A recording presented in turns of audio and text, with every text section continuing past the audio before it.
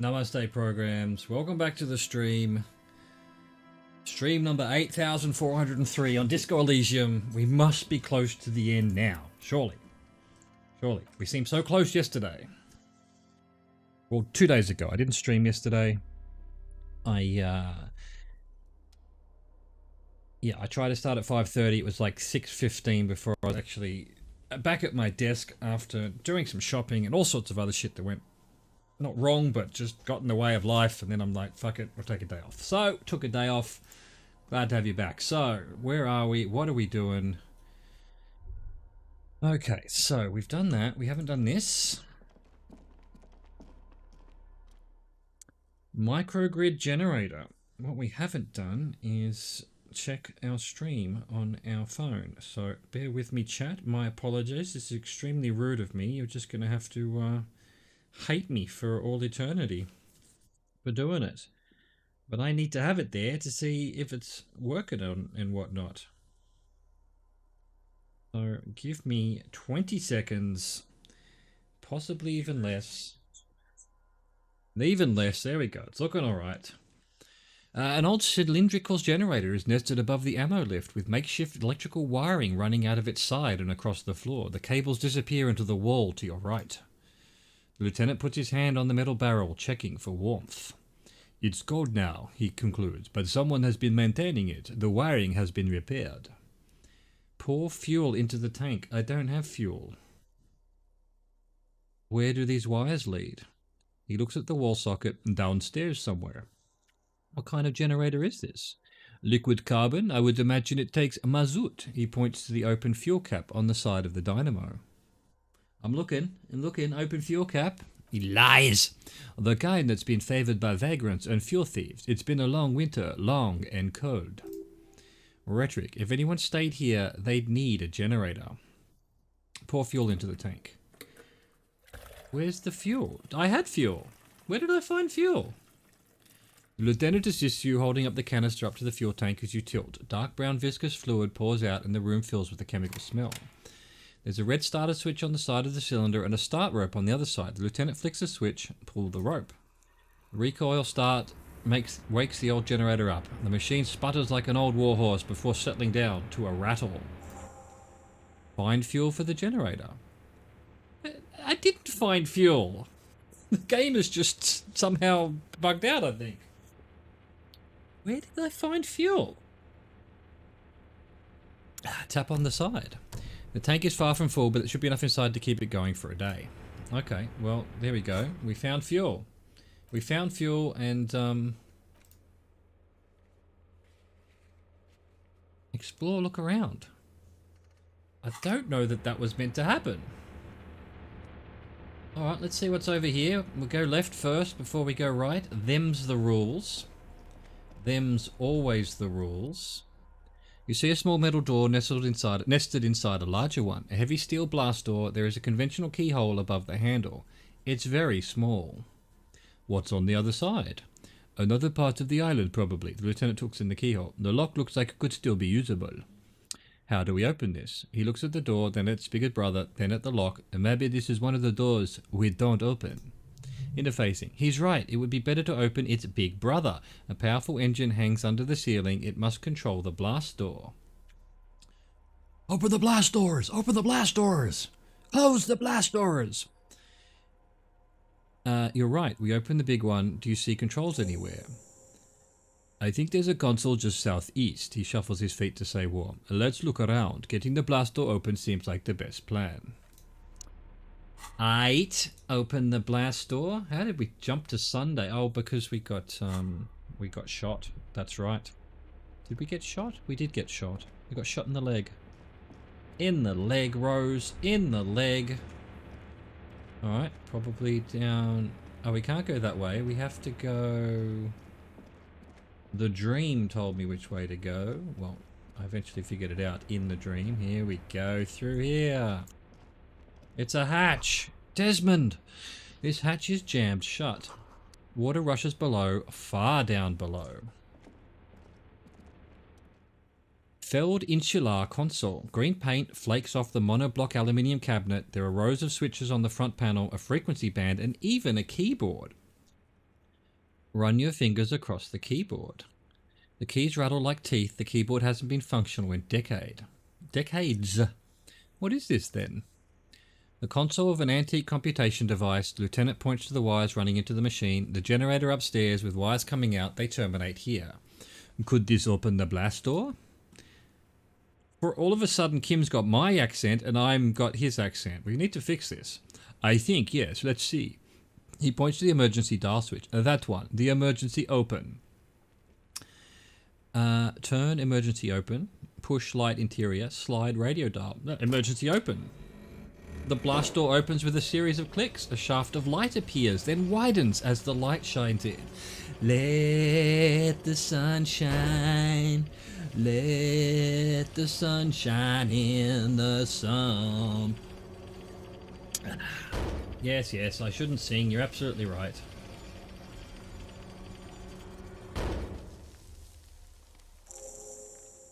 After you, the lieutenant gestures at the opening. What's there? Point to the door. I don't know. Shivers. A thin wisp of smoke rises from a charred black fire pit. The wind picks up, then dies down again. What if we get into another fight? Don't worry. He takes out his sidearm, checks the barrel, then holsters it again. I have a gun. I also have a gun. I know it was not easy to acquire. Let's go. Do I really have a gun? Maybe I should have a gun.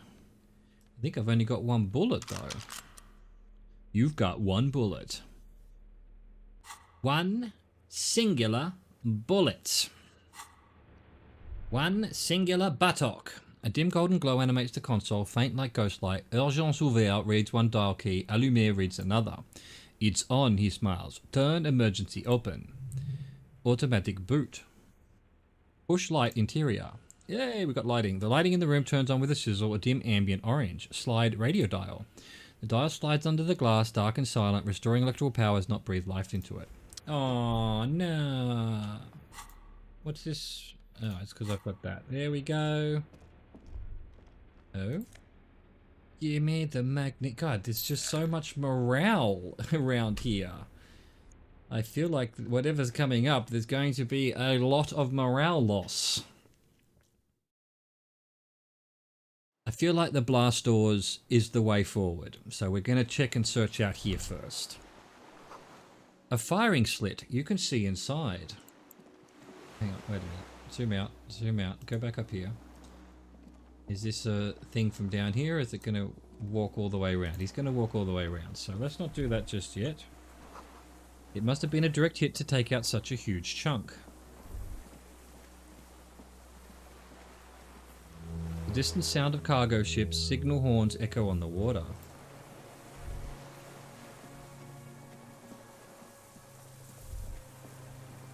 Anything? Viola? The ice cracks under your feet. Be careful not to fall through. Okay, well, I'll get off the ice then. Okay, if that's what I have to do. Hang on, left first. Oh, hello. The pain in your pelvis makes you wince, then you continue. It's because I'm running, isn't it? Well, just deal with it, Ari. The inside of the fortress, you make out the console and the blast door. That's where we came in, right. Got it. Little room here. A weathered artillery map showing coordinates in the Bay of Evershol. An old medicine cabinet newly stocked with Dramamine. Well, give me that Dramamine. +3 health. Fuck yes. Box down here as well. Fuel canister. I don't get it.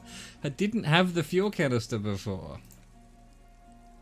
There's still some fuel in this battered canister, a litre or two. The metal looks decades old. The logo of the automatic manufacturer Lom has faded on the side. So what did it use for the... Oh, I did have a banged up fuel canister before. Ah, I see. Wait, don't I need fuel to more beauty? Government marked heavy fuel oil.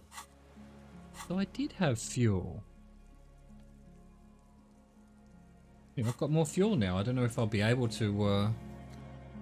Mattress nest. Go back and finish that quest. If we don't, tant pis. Hopefully we can, though. There's a rain-soaked mattress on a concrete slab, only half covered by the crumbling roof. At the head of it, double embrasures, firing slits like two eyes in the wall. B triple prime. The lieutenant lowers his voice, stepping closer with his hand on his gun. This looks like a good place to shoot from. Inspect the mattress. A single-person mattress, modern, civilian use. Brand name Marjorie. There's a fuel stain on the cover, along with cigarette burns. Sight, and an empty can of beans on the ground next to it, filled to the brim with cigarette butts. Pick one out of the can. The silhouette of a tobacco picker adorns the paper filter. The brand, Tio Mutiri. Tio Mutiri,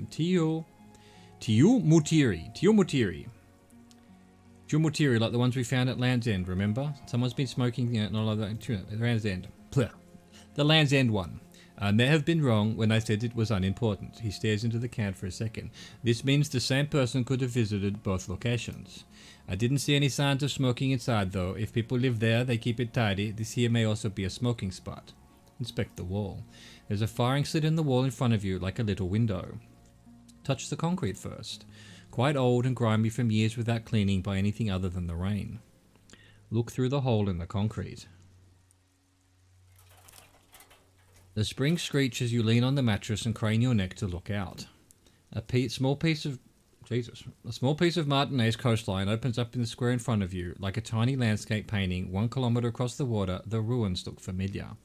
On the left, a towering skyscraper, its top floors shaved off by artillery fire. Capeside Apartments, Rue de Saint-Ghislain, 33A and 33B. On the right, the red chimney and collapsed back of the 4-story tenement in front of the Whirling in Rags, Rue de Saint-Ghislain 10, the doomed commercial area. And between the two, the Whirling in Rags. The box-shaped silhouette of the Whirling in Rags. You see a small fleck of white on the rooftop, the upstairs window of Claget's room in the rain, reflecting light. Motherfucker. What does that mean? Do you have a line of sight to the window? Sight. More than that. Kim, with a pair of binoculars I would be able to see inside the room. Yes, there's an opening between 33A and 10. I can see to the roof. Kim, with a pair of binoculars I would be able to see inside the room. A pair of binoculars or a scope of a rifle. He points to the makeshift bed. You'd be prone, lying on the mattress, barrel resting on the embrasure. Hand-eye coordination, cheek against the cheek rest, hand on the hair trigger. On a calm day like this, Kim, I could make it. I could make the shot. Good, he pats you on the back, 3 small pats in a row. I think we have it, detective. The origin of the shot, this is the snapper's nest. Affirmative, visual calculus. Finally, better late than never. Why didn't we come here before? We couldn't. Booyah, master cop work. Achievement unlocked. Say 7 deranged superstar lines, hyperstellar law official. It's only moderately effective cop work until we have the weapon. It will not be, how do you say it? He looks north over the fortification. Booyah, until we have that. Could the shooter still be here? Where? He looks behind his back. On this island. He does not answer, just nods. With his back hunched, he looks around once more and says, we should move now.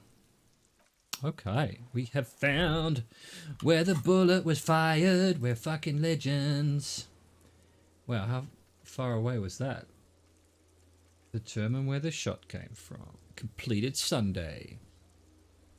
Did I get some more? No, still only 7 on the superstar cop.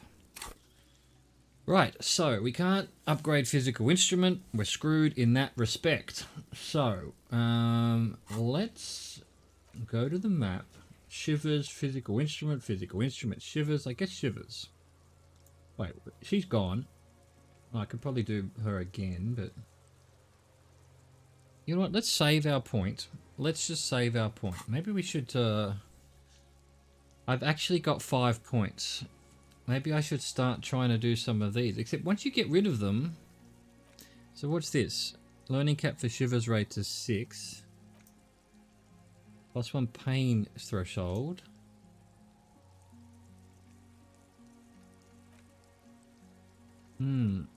Okay. Learning cap for logic. Get rid of that one. And I don't know. Let's see. Never found coach physical instrument. Some kind of superstar -2 logic. I want to do this one. Let's see what it does. We're probably not gonna have another 7 hours. Who knows? We'll find out. Where are we headed now? Down here. Through here. Over the ice. Try not to fall through the ice. Here's the chain from before. The winch is broken. Rust has eaten what remains of the chain. The depot that supplied this chain is long gone from the coast. Oh, come back. Inland Empire. A strange feeling looking at the water. Maybe you should just wander off into the sea, leave it all, and walk in. Why? Perhaps there's someone under there, under the water, waiting for you. Conceptualization. Where it has always been. Shivers. In front of the video rental on the corner at the crossing. Smell. Smelling of tutti frutti and betrayal. Pain threshold. Baby, you know it's gonna hurt. But it's cold. Yes, cold and still, but love is warm like the inside of her mouth. No, no, no, no, no. Yes, yes, yes, yes, yes. Raise your sight. In the rain mirror of the bay you see Martinez reflected. Tall edifices of ruins reach into the water like shimmering towers. And they're shacks too. Pine trees and motor lorries upside down. Islets and posts like stepping stones lead into the water in front of you. Go, step in. It's been too long. Shake your head. No, I have grown as a person, as a character. I actually have. I mean, I was trying to play him as complete psychopath, you know, end of the world, and alcoholic, all of that, and it's basically ended up being the redemption arc. The redemption! Alright, back to the blast doors.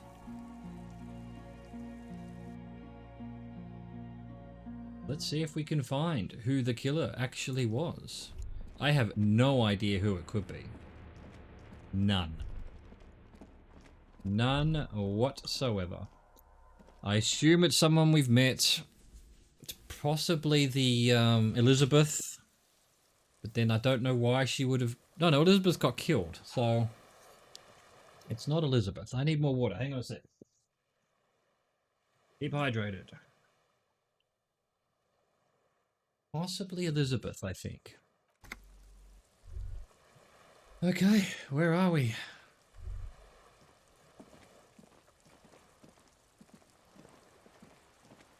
That's a invisible wall there.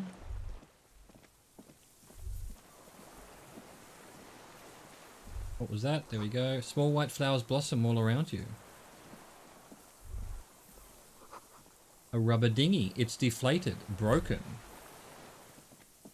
Like me.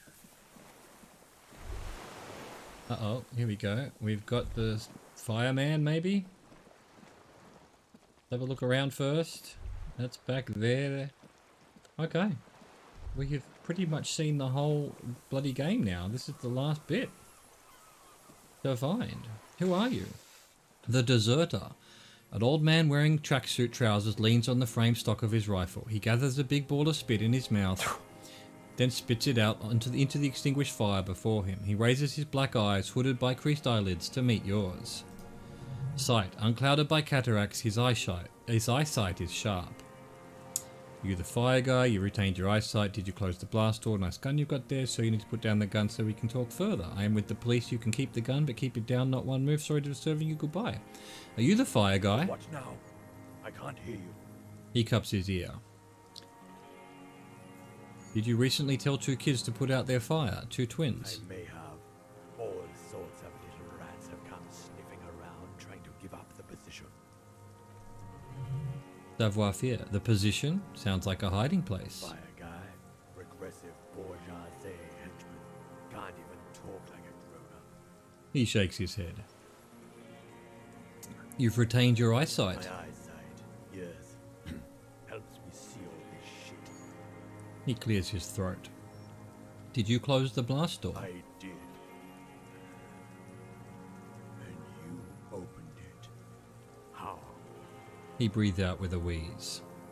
I fueled the generator, then used the console. I should have burned that console down. He shakes his head. How did you know I was coming? Reactionary rock and roll music, playing on the water. He gestures north. Yes, that was me. Told you we shouldn't play sad FM. It was not rock and roll. It was sad FM. Sad FM, huh? I always hated that station. Phlegmatic, counter-revolutionary dirges. Sadness is a mental illness, a weapon of the bourgeoisie. The fascists were right about rock and roll.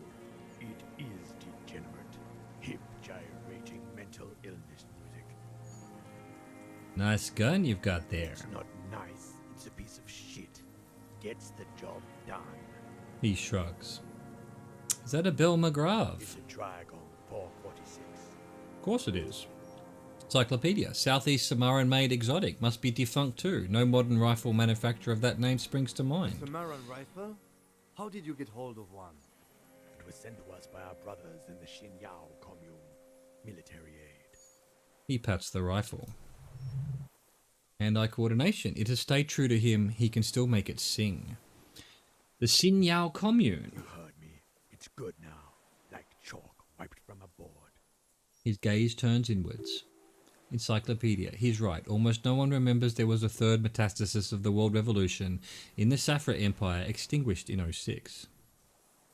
It's not wiped from the board. I remember it. They wouldn't like hearing their name coming from your mouth. A damn dog. Rhetoric. The time will come to win his trust, comrade. It is not now. You need to take care of the gun first. Your weapon has stayed true to you. Mine has stayed true to me too. Show him the gun in your hand. Yes, I bet you killed a lot of people with it, you fascist fuck. His eyes Have narrow. you come to make me one of them? His grip on the rifle tightens. Composure. His right eye twitches with what? Fear? Rage? We have come to ask you questions, nothing more. Lieutenant puts his hand on his holster. If you do not comply, we will take you in. Do you understand? Another spitball lands in the ashes. That's all the answer he gives. I'm with the police. You can keep the gun, but keep it down. Not one move. No. Lieutenant aims his pistol square at the man's head and Put it says, down now, sir. "All right, Kim." You're going to blow my brains out before you question me. To hell with it. It's a walking stick anyway. There's a moment's silence. Out of bullets. The old man lays the rifle down carelessly, then looks at it lying there. Pain threshold, like an amputated limb in the sand. Conceptualization. He stares on, his wrinkled mouth moving without a sound, a strange sadness like a song. What did you say? The future teaches you to be alone. The conceptualization. The present. The present. Be afraid and cold. The old man pulls back the hood of his plastic cape and looks up into the sky. It's blue-grey, the same colour as the sea. Those words, the future teaches you. Pick up the gun lying in the sand. Who are you? What have you been using this gun for? Those words, the future teaches you. Real music, real prolet cult, he nods. That's a La Revanchilière. Not your rock and roll misanthropy. Chanson de soldat of the black and whites. Encyclopedia, marching song. I know La Revancholière. It's the marching song of the World Revolution. There you go. His eyes remain fixed on the sky as he sighs and adds, "One of three. In Grad they sang brave children, favourites of history. And in Tsinsao it was," he struggles to remember, then gives up, "some Samaran shit, I guess." How does it go, the song? How did it go? He looks at his gun on the ground and shakes his head slowly. Something about shooting rabbits. I don't know, I can't remember. It doesn't matter, it's gone now. Composure. He waves erratically with his hand, annoyed that he can't remember. A little tremor passes through him. Empathy. It was dear to him. He resents forgetting it. Pick up the gun lying in the sand. His gaze follows your motions. The rifle feels surprisingly light in your hand, frame stocked and patched in places with tape and wire. Inspect it closer. The rifle's in a shabby state, like a crutch that's seen too much travel. Hieroglyphs are embossed into the forearm, made of walnut. On the butt you see Vespertine writing, burnt into the wood. Triangong 4.46mm, made in Xinyao. It's as he said, it's a Triangong, made in Xinyao. Worn, personalized even. Looks like this weapon has seen a lot of use, hasn't it, sir? No response from the old man. The plastic cape around his shoulders rustles in a small bout of wind. This uses jacketed ammunition 446. Jacketed, military grade ammunition, stable in flight, good for hitting something that's very, very far away, he says, mostly to the old man. Empathy. As he speaks, he stresses every word. He's liking this. Stow the gun. Give me the gun. The old man keeps following your motions with his gaze. His right arm twitches suddenly. Rhetoric. This looked very much like the murder weapon. It can be used against him to get a confession. In time. Who are you? My name, he looks across the water then back at you, is Josef Lilianovich Stross, political commissar of the 114th Anti-Aircraft Division of the 4th Army of the Commune of Revachol. I am a deserter, a partisan, and a prisoner of war. This is my term of surrender. His eyes turn to the reeds again, dead and dull. The Commune of Revachol, the lieutenant forgets to close his mouth. Do you mean the ICM? You're a holdover from the Insular Indian Citizens Militia, the Army of the Revolution. I was recruited in Jamrock in 07, trained in the École de Contrôle Aérien, and consigned to emergency defense duties in 08. I left my unit on the eve of the landing. When I returned here on May 14th, the commune had fallen. Still armed and ideologically trained, I wrote a criticism of myself and resumed partisan duties. 51 minus 8 equals 43. You've been on this island for 43 years? No, he looks into the fire. A wisp of smoke rises from somewhere between the charge logs. I've been on other islands too. I was on Resurrection until they turned it into a spa in 18. Then I was on E48, a nameless sound, until the sea washed over it. Then I came back here, and that was, he thinks, 22 years ago.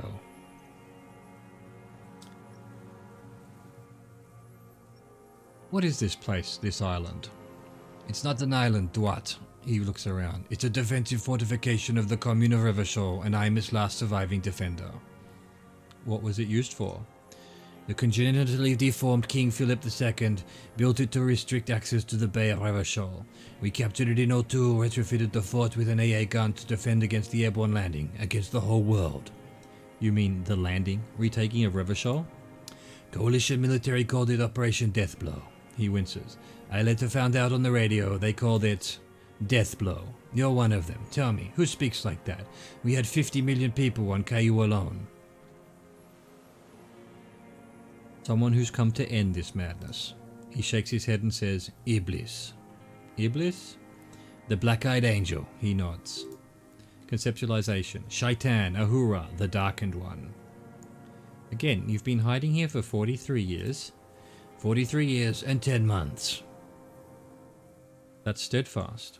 It's not how a human being should live, but I had to. He grimaces clearly in pain. I couldn't just forget. I couldn't just forget what I saw. What have you been doing during all this time? Hiding, fishing, waiting. He looks across the water. Shivers. Where the afternoon grows late. En Rue de Saint-Ghislain, people walk home. Street lights will soon be lit. Further inland, the streets are alive with workers, men, women, children. Street hawks and migrant labourers. The temperature is steady. Altocumulus clouds from above Precinct 41. Always waiting. The old man turns his eyes from the shore and back to you. For what? For her to return. Her who? Girl-child revolution. Girl-child revolution? I'm afraid she's gone. She better come. I too have given my life to Mazovian socioeconomics. I dare not dream anymore. Nothing in history is guaranteed, but revolution is still a possibility. I'm afraid she's gone. He nods and blinks his black eyes. The material base for an uprising has eroded. The working class has betrayed mankind and themselves. The historic opportunity for a revolution has passed. It will not come back anymore. However hard I try, whatever I do. You said you deserted your unit. I was just 16 years old, 15 when I volunteered. I had a lapse of faith. He clears his throat. And of courage, too. Lapse of faith? You could say I misunderstood the historic role of the proletariat and thought Mazovian socioeconomics were fallible. For a second I doubted the irreducible laws of historic materialism. A second is all it took. For what? For reaction to take hold. Yes, we all have a tiny bourgeois person in us trying to run away. He does not seemingly react to what you said, only his right brow moves a little. Rhetoric. He does not believe a police officer is genuinely revolutionary. And this was when? The lieutenant instinctively looks to his notebook but does not take it out. May the 13th, 08, 44 years ago. He looks north. The horizon was black with coalition airships. Their petroleum rose to the sky and it looked like it formed the clouds, storm clouds. When they started shelling, it was dark magic. Dark magic? The combined might of international capital all at once, all the greed and terror in the world, tore into Revachol. It lifted the streets from the ground and turned houses into ghosts. We were in the flak tower. He gestures towards it. Huddled on the floor, the artillery was 80 kilometers away in ozone, but I knew the commune would fall. We would all be turned into ash, so I said I was going to the map room. He looks east. What then? I ran. I climbed the chain link across the water and hid inland, in the bunkers underground like the weakest of the weak, a mouse, frightened of the ordnance all night and the sound of the rotors in the morning whirring. Thith. He looks at the sky. What was that? Airships. I climbed out. He closes his eyes. Into hell. The landing was complete. The chain was submerged. I had to swim back. The fortress was half submerged too. Shattered. They'd all drowned in the lower levels or got torn to shreds above. The anti-aircraft gun had malfunctioned, so had I. I left them without ideological direction. He opens his eyes and stares right through you. It was real. I'd seen it. I'd seen it in reality. Seen what? The mask of humanity fall from capital. It has to take it off to kill everyone. Everything you love, all the hope and tenderness in the world, it has to take it off just for 1 second to do the deed. And then you see it, as it strangles and beats your friends to death, the sweetest, most courageous people in the world. He's silent for a second. You see the fear and power in its eyes. Then you know, what? That the bourgeois are not human. Say nothing, let him finish. I had to fight it. I had to never stop. The old man falls silent. His black eyes keep piercing your skin as he looks to some great distance behind you, shaking his head slowly, retreating from it. How have you survived all this time? How does anyone survive? He looks at his worn running shoes. I steal. What do you steal? Supplies, vegetables, he winces. I collect rainwater. It's the life of a dog, not a human being. He coughs once more, then puts his hand on his belly. How is your health, Mr. Dross? I've been throwing up blood since winter, red, like beetroot, been passing it in stool too. Visual calculus. He does seem frail, gaunt for his age, more like 75 than 65. Trouble putting on weight could mean cancer. The RCM can provide medical services. You need to be looked over. I need to die. A droll smile stretches across his mouth. You don't have medical facilities, you have guns. That's all they give you, toy guns. We have Dramamine and other opioid-based painkillers. You must be in pain. This is a serious situation. You need to be looked over and we can do it. How have you coped mentally? We have Dramamine. A light goes on in his eyes. He smacks his dry lips. I have been running out of that stuff. This is a serious situation. You need to be looked over and we can do it. There's nothing to look over. The triage is in and it's black. Administer morphine. Moribund. How have you coped mentally? I haven't. I have holes in my brain. Years missing. Others filled with pain only. A decade of... His eyes roll into his skull and back. I don't even know what. Inferno? You notice the lieutenant is about to say something. I would imagine it gets tremendously difficult mentally to live in isolation. Traitors, it's better alone. He nods towards Martinez. I watch the people of this city turn the lights back on, more and more each year. Ruins glimmering in the dark, like a fucking merry-go-round. It's disgusting. He looks down at his shoes, his face parched from the sun and the wind. There's a wince of pain in there somewhere. Empathy. Are they not heartbroken? How could they have moved on? How have you concealed yourself all these years? It was hard in the tens, he shakes his head. I didn't have partisan training. They were searching for stragglers, those bloodhounds. He closes his eyes. Floodlights on the water at night. There were posters, campaigns. We communards still hoped and they needed to snuff that hope out. The East capitulated, Martinez and Coal City were turned to dust. He looks south. But Jamrock, Faubourg, even Couronne, and Boogie Street of course, those fucking kips had Mazov coursing through their veins. And others too, some cordons of Revachol were still fighting. There were cells, I tried to contact them, he shakes his head. Soon they all went silent, the frequencies dead. How did you get between here and the mainland? At night, I used a dinghy. He nods towards the deflated tire in the reeds. I only went after dark then. When I got to the city, I stayed underground. Patrols, you lot, the commons too, they'd started snitching. In the city, you move underground? From bunker to bunker, he nods. Not anymore, no one cares now. I don't even have to hide. They think I'm another antisocial vagrant. I could walk straight into that town if I wanted. He falls silent, his gaze fixed on the shacks, huddled together across the water. Why don't you just walk there? The weapons cache under Sanji's Land 22B. Point to it in the basement. Have you been there? There's a small bunker under the field building. Have you stayed there? One more question. Do you smoke Tiamotiri cigarettes? Why don't you just walk there? I don't want to. They're all traitors, pigs, rabbits and dogs. Men without ideals are only animals. Empathy. He does not want to see life moving on. People forgetting, drinking, laughing. The weapons cache under Sanji's Land 22B. Point to it in the basement. Have you been there? He looks at you, then pulls the raincoat tighter around his neck. So you finally found it. There must have been a small squadron's worth of arms in there. Bell McGrath's, right? They were damaged beyond use. I know. So you have been there? Sleeping, he coughs. Some nights, ammo scrounging on others. Those Margraves were shit even before they corroded. Some had bullets in the chamber, however. Visual calculus. You feel the dots connecting. Little dots on the map he's walked across. Savoir-faire. Wait, how did he get down there? How did you access the building? It's locked. At least now it is. I didn't have to. Came in through the storm drains. Storm drains? There used to be a system under that system that connected the bunkers, tunnels and such, under the church and everywhere. Most of them are gone now, collapsed, just bricks. All the old infrastructure has... ... There's a small bunker under the field building. Have you stayed there? Got to take a quick break.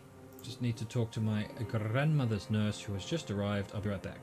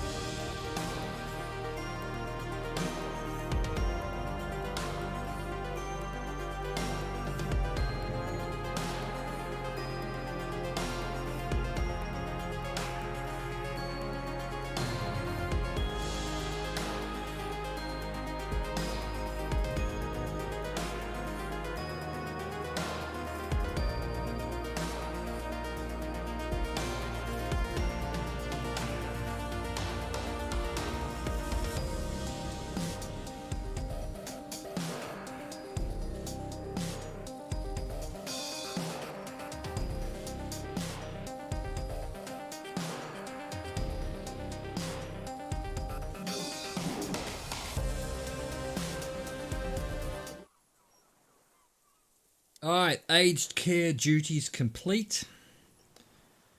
My apologies. There's a small bunker under the Phil building. Have you stayed there? The propaganda bunker, he coughs. I used to, but not anymore. Propaganda bunker? They stored leaflets there, broadcasting equipment too. Made broadcasts, I think. Propaganda officers. I buried them with their leaflets. They killed themselves. 2 young boys. Killed themselves? A lot of our boys did. I spent some winters there. Never liked it. Kept thinking of them. He stares at the ruins of the Feld building. No need to go underground anymore. It's better in the ruins on the ground. One more question. Do you smoke Tiumutiri cigarettes? I do, he coughs. Ever smoke them on the mainland? Point to Land's End? They're good, he nods. Plenty of tar. I like that boy on the pack too. Reminds me of the last century.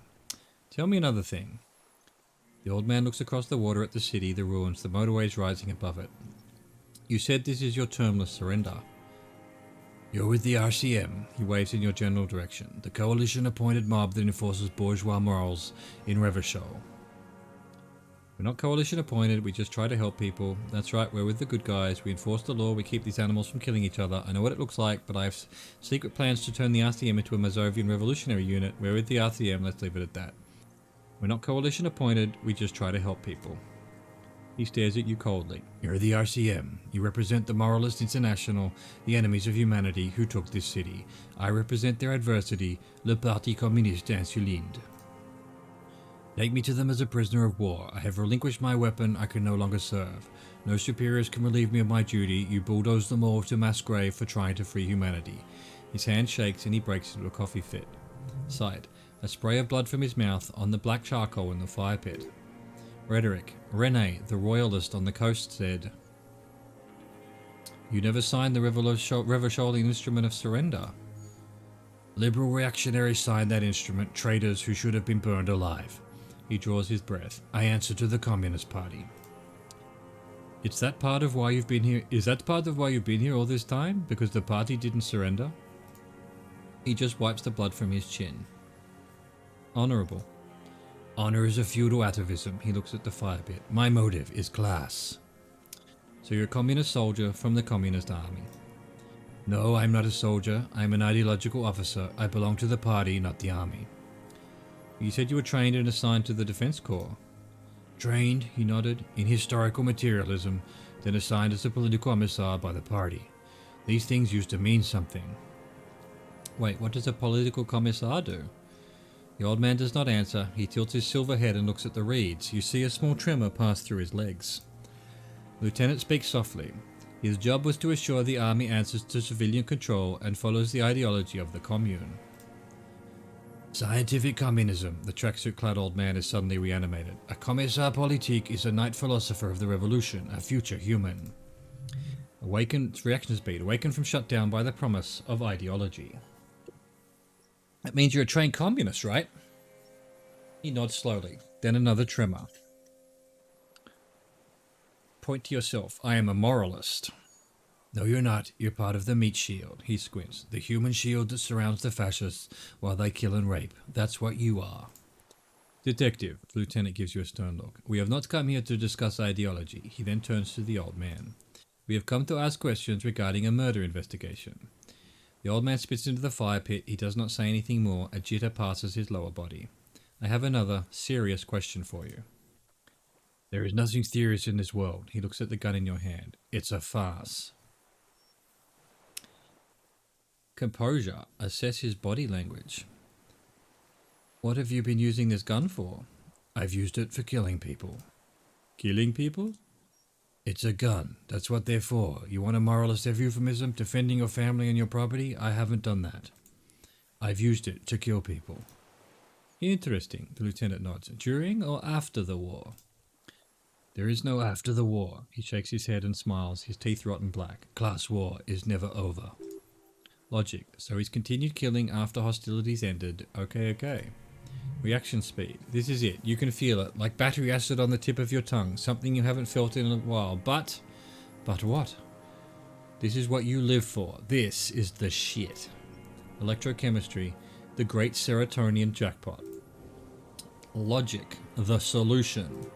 Rhetoric. Go in straight. No euphemisms. He doesn't like those. Hand-eye coordination. No, be careful now. Slow and steady does it. Make him repeat it first. Suggestion. Don't mess this up. Remember, he wants to tell you. Get personal.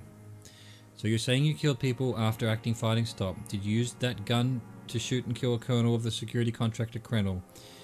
You know you want to tell me. Have you killed anyone with that gun in the last week or two? Wait, so which one do I say then?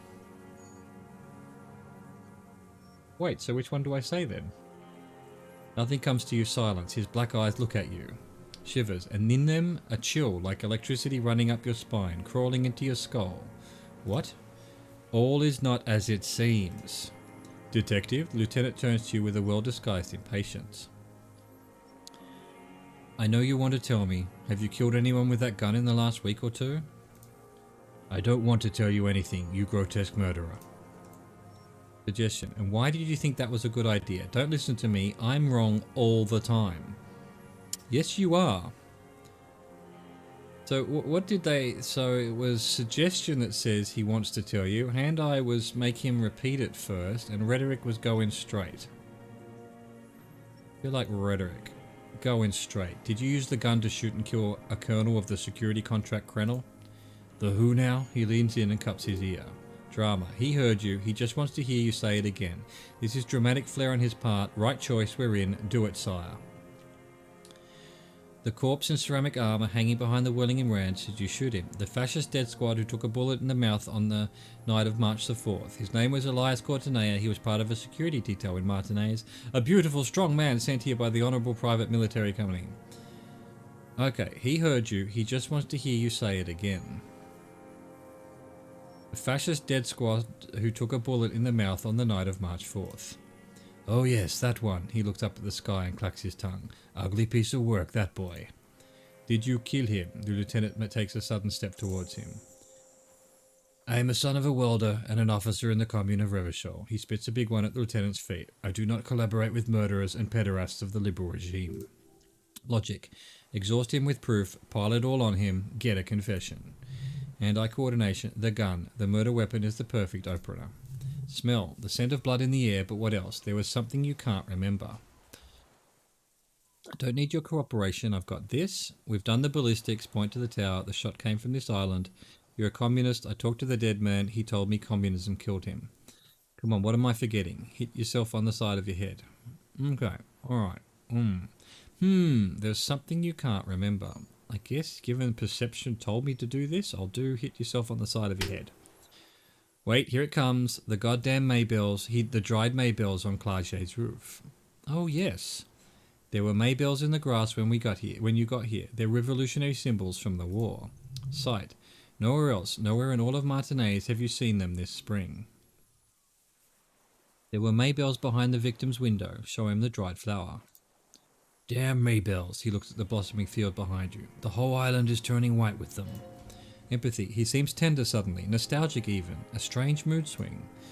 So many this year too. The spring is coming. No, it's already here. Wash the filth away. I haven't seen these flowers anywhere else in Martinez, only here. They blossom on the islets before. We fertilize them with our blood. He looks to the water. Resurrection was snow white in May, before they ruined it. Shivers. South. The Bay of Martinez is dotted with little freckles of violets turning green with white flowers in white snow. The coast too, before they piled their containers on top of it, filled with broken, useless trash for Fat Finger's bourgeois children to play with. A young woman called Clarget. Ring any bells? These dried flowers were behind her window. Clarget. You know her, right? She had intimate relations with the victim, the mercenary. With the victim. He turns his sight from the whitening field of flowers and falls silent. Then the muscles in his jaw twitch. A spasm. Composure. There is a small tremble. Looks like a smile. A crooked smile, yet isn't quite voluntary. He's about to burst. He's about to burst. You're a communist. I talked to the dead man. He told me communism killed him. Stupid dwat. He scoffs. The lieutenant looks at you with worry in his eyes. Yes, I held a seance with his soul. It has shown me the way leads to you. You fucked with the wrong police officer. I have paranatural abilities. It was intuition. Had he spoken, he would have said communism killed him. You fucked with the wrong police officer. Nature does not behave in a paranatural manner, he scoffs. Aberrant bourgeois musings, magic, earl creatures, and esoteric sensation. It's all crypto-fascism. Your brain is rotting from the radio waves. He looks at the air, then turns to the lieutenant. He does not answer the provocation. He does not look like he thinks this approach worked. No shit. But still, somehow you knew it was a communist. How? Perhaps you suspected it before you took the case. Logic. The vision was you remembering that. But this did nothing. What was it supposed to do? I will look deeper then. Actually, I'm beginning to think he's right, and this is just crypto. I will look deeper then. The inland sea is dark. The inland sea is dark, vast, and on the surface, meaningless. Turn back to him. Standing there, slack-jawed, the old man shakes his head. Brain festering. I don't need your cooperation. I've got this. Show him the Triangong 446. Ha! Not a lot of guns around here that use military-grade ammunition, are there? It's a real gun, he points to your sidearm. Not like your little musketeer pistol. I've seen you prance around with that, jumping hoops for the liberals. You look like imbeciles. Why don't you ask them to give you real weapons? He chortles. Going against automatic rifles with these toy guns. Of course you got those boys killed. Visual calculus. He would have a good view of the tribunal from here. It's not just empty boasting. We saved a lot of them. Their leader Titus. We handled that situation. Oh, fuck off. You didn't handle anything. I watched it happen. You let those fucks rip right into them. Got that girl killed too. None of those people mean anything to you. The vultures feed on this city and you prepare the meal for them. Rhetoric. You're getting diverted. Push the gun. Only the gun matters. So you watched the fight? The lieutenant points in there. Did you like what you saw? The mayhem? It was all your doing. Your plan. You got them killed. You don't know anything. A twitch runs across the left side of his face as he stares the lieutenant down. Stop changing the subject. We have the murder weapon. Point to it. You know what? The lieutenant looks at the weapon demonstratively. You're right. I'm convinced this made the shot. Should we call it? Dramatically asked. You think we have the murder weapon? 446 jacketed ammunition, modified for range. He lists. We have it. This is it. I'm calling it. We have the murder weapon. Good. The lieutenant takes out his notebook and draws a single line. This feels good, doesn't it? Tying things up like this. When you have the murder weapon, you have the killer. Murder? The old man does not say more. He just glances into the reeds and then twitches once more. We've done the ballistics. Point to the tower. The shot came from this island. I saw you poking around there looking for evidence. You're damn diligent when it comes to dead fascists. A jitter passes him. Did you like the view?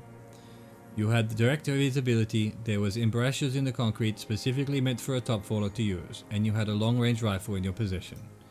The lieutenant softens his voice. You have been here a long time, Mr. Dross. Too long. You clearly need medical aid. I'm ready to die, the man interrupts him, then coughs. I've done my part. Rhetoric. He's practically admitting to it. Dead fascists for fascists doing his part. You said fascists. You're admitting you killed him? It's the best uninterrupted line of sight into that window in all of Martinez. The view is perfect with a pair of binoculars I could see in the room. You said fascists. You're sad for your fascia brother, aren't you? One twig got broken, now the others are sad. He waves his hand. There is a twitch. Then one more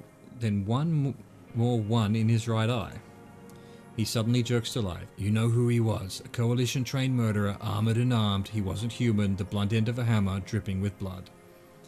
He was a rapist. I'm not saying he didn't deserve it. He was a killer, but he was still under the protection of the law. He was a soldier, too. He was a man. Beating us to the ground, moaning with joy. He breathed in with a strange animation. You hounds get so thorough when a company-trained killer dies. I haven't seen you on this coast for 40 years. You know, maybe I should have killed one sooner. Got your attention. He looks you dead in the eye, pupils shaking. Now, you stop beating druggies and prostitutes in your basement. Now you come to investigate. Not when they die by the hundreds. He breathed through flared nostrils. Rhetoric. This is it. Shot him. Shot him. Say shot him, not killed him. So you shot him.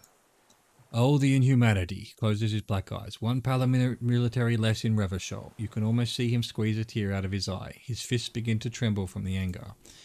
The lieutenant raises his right arm to hush you. Composure, while the lieutenant listens, holding his breath. Just nod. I had them in my sights, both of them, him and the whore. I was breathing with them, in phase, and I pulled the trigger and flew on the air until I landed in his mouth. He begins to smile. I didn't think I had a shot like that in me anymore. I did. I saw him kneel there with his mouth full of death and that stupid look on his face.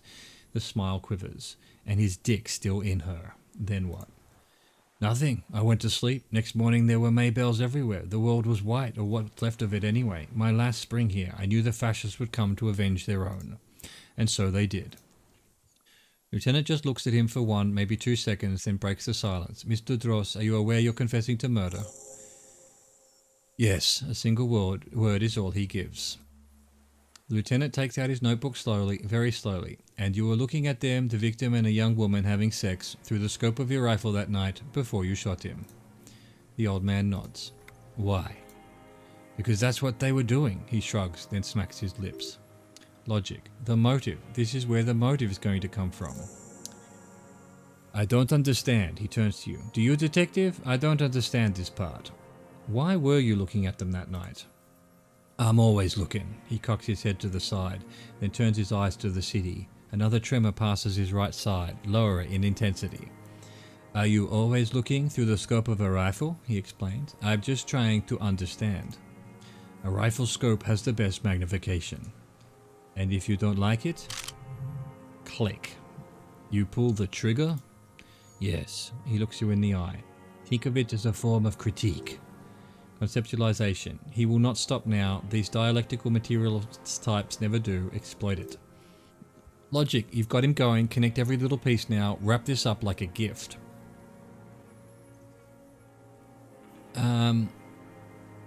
What specifically did you not like about what you saw the night of the murder? Them fucking. He looks at the charred wood. I didn't like that. So you were jealous. Jealousy is a reactionary concept. I didn't like the Rover enjoying himself, drugged out, soothed in the arms of a young woman. I wanted him to die so he could not enjoy life anymore. Conceptualization. For him to stop reacting to stimuli, to be broken off from the world, cordoned into darkness. And I wanted her to see his head explode. He nods. That too. She should know better than hold a child murderer between her thighs. I knew he'd be there for 1 more second, writhing. That's all it takes for the bullet to reach his head. He squints. Now that I think of it, I wasn't aiming for his mouth. I wanted his brains to spill out onto her, but he shrugs. You can't have everything. How long had you been watching her?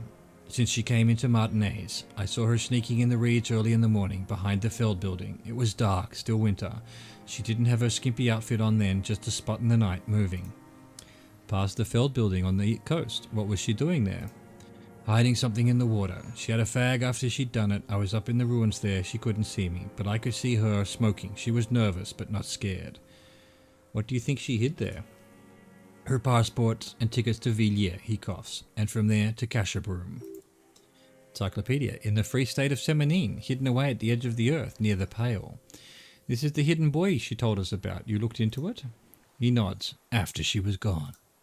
Did you keep what was in it? When we found the submersible, it was empty.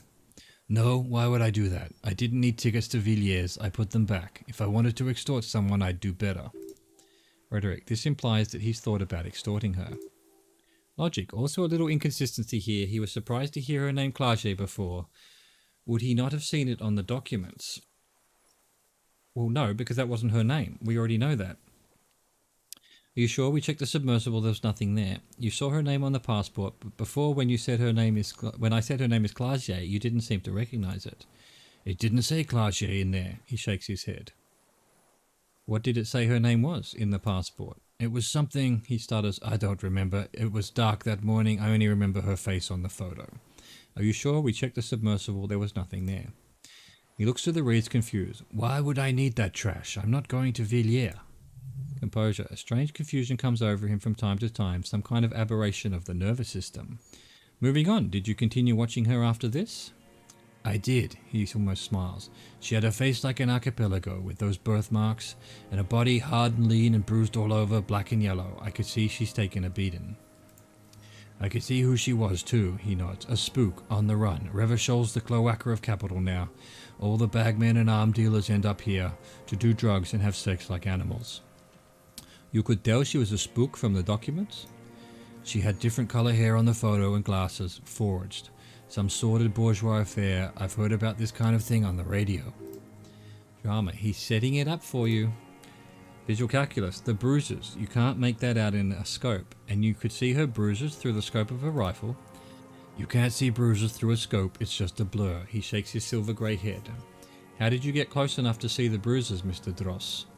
I have my ways. A cracked smile appears on his dried white lips. What ways? Tell me.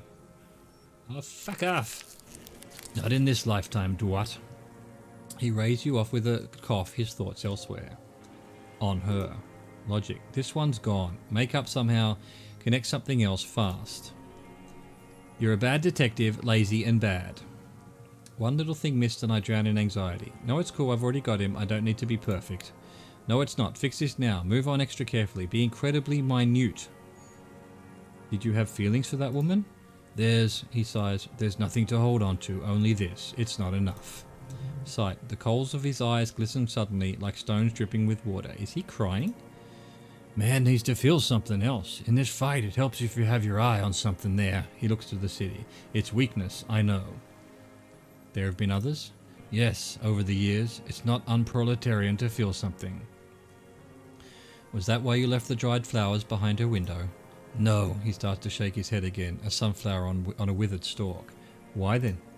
I don't really know. I was there one night and she was crying like a child in the corner of her room on the floor, like she does sometimes. When was this? The day after I'd killed him. And you brought her Maybells? Yes, he looks at the charred logs. I don't know why I do the things I do anymore. You wanted to console her. Maybe. He lowers his head and just stares at the logs. I told you, I have holes in my brain now. I wouldn't just sit here waiting for you. If you came 10 years ago, I would have killed you. He wipes his eye. In the silence, the lieutenant draws a line in his notes. So in conclusion, it wasn't about him, it was about her.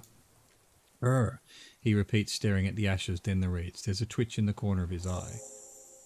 The lieutenant nods at you in acknowledgement. The old man looks at you, suddenly remembering something. Where is she, that Glacier? I haven't seen her there for days. Drama. Safe and sound, sire. Surely you have not misplaced the witness. She got away. We don't know where she is. She got away, but she let us here first. She figured out someone was watching her from the sea fort. We arrested her. She got away, but she let us... Nah, we don't know where she is. Good for her. He looks into the city and nods. That girl kept staring into the scope, you know. In the end, this last week, kept staring at the island. At night, crying or smoking on the roof like she knew I was here. He says to no one in particular. It doesn't matter. Shivers. Midtown, across the Bay of Revachol, cold rain falls on 40-story towers. Above them, Lausanne Central Aerodrome, a cocoon suspended in the grey sky by a web of suspension wiring encircled by hybrid aircraft. Look north. On the platform, a young woman is withdrawing from amphetamines, barbiturates and alcohol, yet still she smiles among the crowd, among the great ghost of the city she's leaving, for another, far south. Smaller, distant, hidden. Not like the great chandelier she sees sparkle in the spring air below her, streets and towers, tenements and water, and across it a dark strip of ruins barely visible if she didn't squint her eyes. Rhetoric. He knew she knows. She was looking at the island, figuring it out day by day, cigarette by cigarette. We could get more, the lieutenant uses the opportunity to tell you, in a lowered voice. We've got him talking. Logic. Who knows what he's seen and done over the years? Physical instrument. Enough. Take him in. Bend his arms behind his back and end this. Still 28%. Been looking at anything else you haven't liked? A tragicomedy. He shakes his to life. Druggies, prostitutes and rentiers. Composure. A strange little engine seems to fire up in him again. It straightens his back. Conceptualization. The familiar put-put-put of hatred. More specifically? Specifically, the whole city is a charnel house. Stripped clean and draped in neon. But Martinez, he shakes his head in grave disgust. Martinez is the worst. How come? Because of the racist. Everyone is a racist in Martinez. It's their favourite thing to do in the world, listening to race-themed radio shows in the ruins in their lorries. He points inland. Pumped full of steroids and Radio Revachol 92. Race this, race that. It's all sanctioned by that Social Democratic Union and the farce of a social democrat who runs it. Mr. Clare? Yes, the fly larva in his container. He let some nihilistic advertising yuppies erect a statue of Philip III, a syphilitic murderer, on the town square, to spit on the working class. Let him finish, do not interrupt. Not since the serfs of ancient Pericarnassus has history produced a more inert social class than the Martinez proletariat. The rest of Revachol at least pretends to rebuild. These people still live in ruins. In tents, like animals. He points to the church, like those boom-boom morons on the ice. A pity they didn't drown in that tent of theirs. He keeps shaking his head with sorrow for the sight he missed. Nod. The worst of them is the blood-drenched Sucrant on her yacht, licking her lips. The old whore's gone now. Her gun-toting porcelain men are dead, so actually no. The worst is that old cock parading around in his uniform, throwing balls all day. It's not enough that the racists and liberals are dancing on our graves. The old loyalist ghouls still parade the ruins too. Every morning he's there, while the parasites he fought to protect are off in Ozone or Croyant Morin or some other island they've built their palaces on, feeding on drugs and having sex with their own children. Say nothing. That's all the rich really want, sex with their own children. Throughout history, even the royal bloodline of the suzerain. It's all just an excuse for them to have sordid sex. At least that old cunt Frissel is now dead. Just nod. We did good when we pushed him under that horse car. If only in the 30s those disco whores, what follows is an ominous rumbling. You cannot make out a single word. Conceptualization. There was something about a statue and nihilistic advertising agency people might be worth investigating. Boom boom morons on the thin ice going under. Those are the tent kids. Alright. Taking another break because I need to go to the loo. I'll be right back.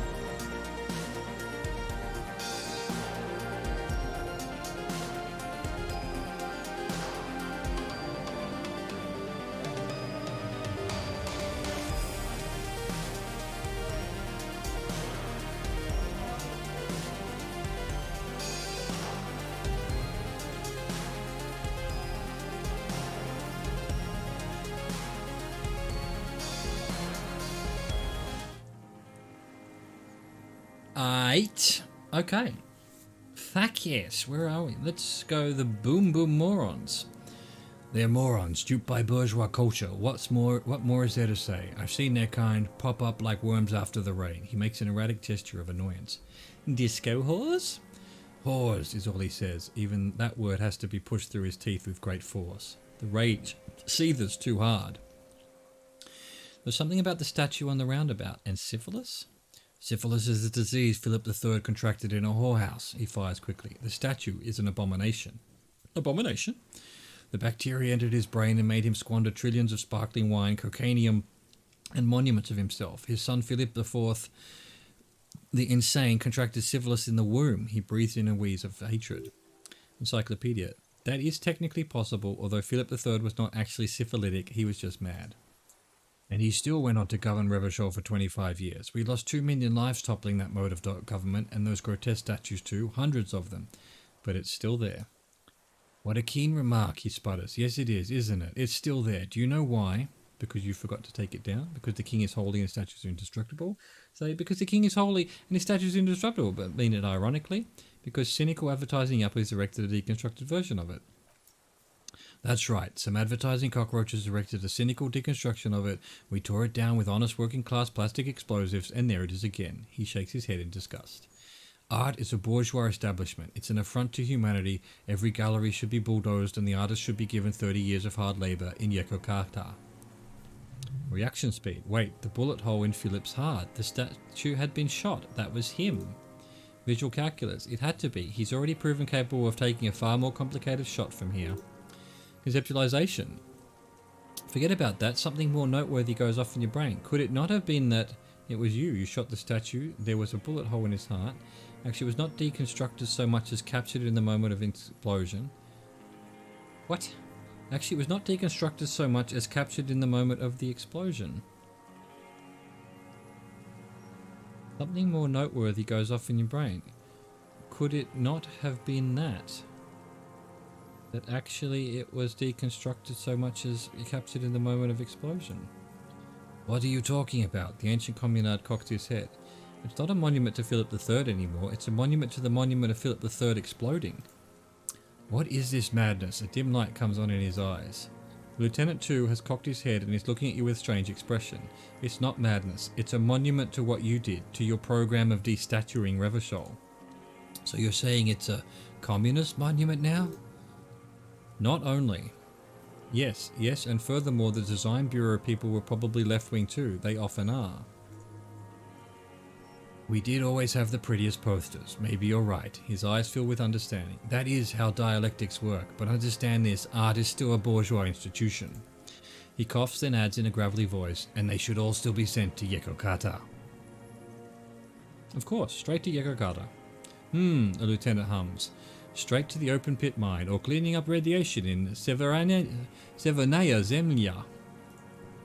Yes, well, the ancient communad sizes you both up, not sure what to think of it. You mentioned the Union is social democratic, and Mr. Clare a farce of a social democrat. Another hideous disappointment. He pokes at the ash. Unions are the real enemy, the true enemy of the proletariat, placating the masses. Rhetoric, disappointment, so personal. He displays a familiarity with the Union's top brass. Who's a disappointment? Everett Clare? That deformed toad? I wouldn't expect him to wipe his own ass. I mean the brains of the operation, the smart one. Edgar. You mean Edgar, Everett's brother? The old man chortles with a nod. He talks a big game about uprising and social base. They must have sent the smart one to some university in Le Jardin where it's alienation this and hegemony that. You've talked to Edgar? First against the wall with him. He stopped poking at the ash now, just shakes his head. The Clares wouldn't miss a man hidden in their own backyard. Not all this time. Nothing happens in Martinez without them knowing. Logic. Of course. Maybe the Clares asked him to. Have you approached them? I haven't approached anyone. I've hid. It was Edgar who came to me. How did he know you were here? He didn't just stumble in like some oaf, he nods to you. He figured it out. Some kids told him about a monster on the island. I told you, he has brains. He points to the path leading to the tower. Stepped right off the boat and walked down where you came. I even kept the door open for him. Thought he was a man of the left. Wouldn't rat me out. He shrugs. I was right about one of those things. When was this? 20 years ago. Neither of them could walk now, could they? They were less fat then. Logic. That's around the time the Clares came to power. What did you talk about? Edgar did the talking, paid his respects like I were a fossil in a uniform, offered platitudes about the struggle, flaunted his pink degree, even quoted Mazov. Never trust a social democrat who quotes Mazov, he suddenly remembers. Oh, and charity too. They love their charity. Offered me blankets and social housing. I still have the gas cooker he bought. And he let you be here? Let me be here? He looks around. The ZOC is a unlawful successor of the Commune of Revachol. We took this fortification from the loyalists. Even the Clares understand this. Rhetoric. They let him be here. Understanding was a courtesy, but why such a courtesy? Mr. Dross. Did you kill the Colonel mercenary for the Clares to incite a riot? You know why I killed that fucker, Drott. He shakes his head. As to Edgar, I'm not doing anything for that swine again. Again? What have you done for Edgar before? Tried teaching him some Masovian socioeconomics. They didn't stick. We parted ways. He coughs. Rhetoric. Okay, he didn't do the hangman for them, but he's insinuating something. Drama. There is more here, you can feel it. He was not outright lying, but almost. What was the deal? What was the deal between him and Edgar? Nice. The connection comes to you like a splash of cold water, dark, cold water. 20 years ago, when you met Edgar, the Clares didn't run the union yet, did they? Huh. A sputter from the old man. He acknowledges it. Here we go. A twist behind the dark bend. Who did? That bourgeois cow, Tiffane Holly was her name. He narrows his eyes. Licked the rich man's hand every time he came to town. Never seen a labour leader so hot on mutual cooperation. And money. She liked that too. That Holly was a real bridge builder and a deal maker. His eyes glisten suddenly with hatred. She was also a woman, wasn't she? Like that Clasier. She was, and she was real soft on those money men. Had a Barbara Muskova bag over her shoulder and she liked to bring to work. And then she just disappeared. Called in, they say, on the eve of battle. Ran away. Vanished like a piss stain. He squints and smiles at the black logs. No, that's not quite it, is it? Did she? Lieutenant voices calm. They say her daughter called in, not her personally. But that wasn't really her daughter, was it? No, I guess it was not. You could swear you see the embers glow again under his eyes on the dust. Edgar had someone make the call. Why is that, Mr. Dross? She couldn't make the call herself. Here it is, the bend in the river. Why? Because she was dead. Just say nothing. Say nothing. The cow caught a bullet in her right lung, fell into the canal grasping a tit and drowned, or bled, hard to say. It was a sloppy job and a moving target. She was going home waddling, dressed in yellow, drunk like she often was. The ruins were black around her and she had a yellow leather bag under her arm. She tried to cross the canal. Heading home to Grand Couronne or Betancourt, someplace like that, where they build those new bâtiments for the people who flourish in the hell around her, and the ruins. Drama. Be abstract here. A bit of drama. It was you. Make a motion like shooting a rifle. He does not fall for it. It was someone. Someone shot her. He shrugs. His eyes grow cold suddenly. Or maybe she just fell. I get these violent ideations. My memory is filled with holes, especially the 30s. All I know is nothing changed. Not in the material base, not in the hegemony. There was no uprising, just words. The union fizzled, sulked. Nothing came of it. Nothing. Edgar didn't keep his part of the deal. The sputter again. Nothing more. If you were to testify to this, give the RCM something on Edgar, you could walk, the lieutenant says in a voice even calmer, as if it were nothing at all. We would strike everything you've done and process you as a prisoner of war. You were in a war. You were on assignment. We could even extradite you to the Samaran People's Republic. A degenerate workers' state? Goat shit? No thanks. I'm a Revacholian. He spits. My days are short. I will rot away here in a Morlinton cell. I will not testify to anything. He coughs. But you did do it. I saw it happen and I liked it. That's all I have to say. I didn't live and fight for 40 years to end up as a collaborationist. I've heard it on Channel 8 for 4:00 a.m. Radio Revachol late night. What happened to the previous 4, woman? Everyone is a blubber in this world. Everyone betrays everyone. They're all already locked up for betrayal. The best ones with hearts, were slaughtered, trampled. He looks to the city. The same old freezing hatred. By the cop parading in his colourful uniform, you mean René? Every fucking morning for 34 years, he grinds his teeth in rage. Throwing that ball, one ball against the other. I've always loathed that game. That is not a working class game. I don't care what they say on Radio June. Royalers ghouls play it like it was life itself. Click clack, he makes the sound of balls connecting. Across the water each day. And that uniform, like a parrot's plumage. I won't even mention that he's a traitor to his race. A petanque maniac race traitor. Just nod. I remember him. He points to his black eye. I remember him from La Noce. Not him personally, his make and model. There were tens of thousands of them. I thought we took them all out before the Liberals came to their rescue. We missed one. With his shaky finger, he points to the city, towards the crater near the plaza where a lonely pine tree stands. That one. Sight, there doesn't seem to be a single person under the pine today. Just nod. Fat and plump, like a pheasant, just begging to be popped off. A grin stretches across his face and he whispers, "Please, Mr. Dross, shoot me." You'd like to kill him? The smile lingers. Not yet. I like to look at him strut around, place the crosshairs on his medals, right on his face, and just fiddle the trigger. Think about it. Let the bonbon melt in my mouth. Save the treats for later? The lieutenant asks cheerfully. He is a juicy bonbon, that one, a real treat, for the black day for the blackest. When I put that gun in my own mouth, I think, no, don't waste it. Put this lead in that cock Rene, for the boys he killed. And then I look at him throw those balls, and I suddenly feel, he lets out a wistful sigh. Better. I even hid one bullet, so I'd always have one. For him. The lines on his face straighten as he looks inland. Haven't seen him there lately. Must be down with arthritis, old cunt. Empathy. Momentarily he's worried for himself. He reminds him of himself. The same hatred. The same... You try to think of another thing, but no, it's just the hatred. I'm glad we talked about this. Now, glad it's all gone. He stares into the dust at his feet. Grey and dirty spring. Grass all around. Ask again. No, I've already done all that. This is still 28%. That's it for old man. Stay put. I ain't going anywhere. Wait, what was it? Composure. I'm an idiot. I didn't even check it. It is composure. So. Got a rifle. Nice. Poor man sniper rifle. Just been ticking shit off like it's fucking in fashion. Look at this shit. God, what a game. Composure. I could probably put stuff in composure. But we won't do that yet. It's already 5. So, we want to put clothes on that have composure. Have we got any already? We do not. Do we have composure? Survey says.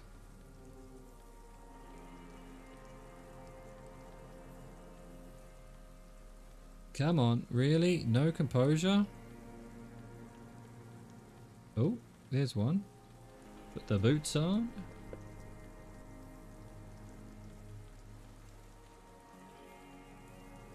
Hand-eye coordination, not good enough. Composure. Oh, I'm looking schmick now. Maybe I should have had Mazovian socioeconomics on. -1 composure.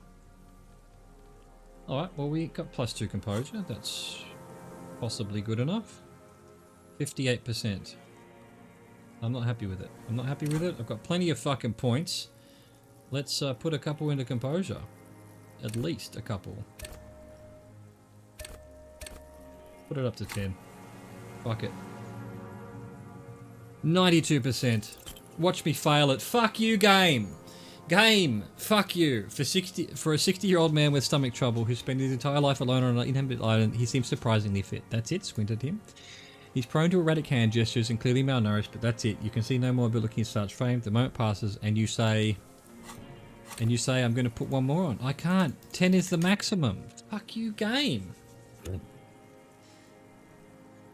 Oh, why? Why? I still feel like I should be able to... What's this plus here? It doesn't do shit. Why is it making a noise? Oh, it's just because I'm clicking in the general area. I want to level this one up. How do I... Surely I could use points to get more points or something.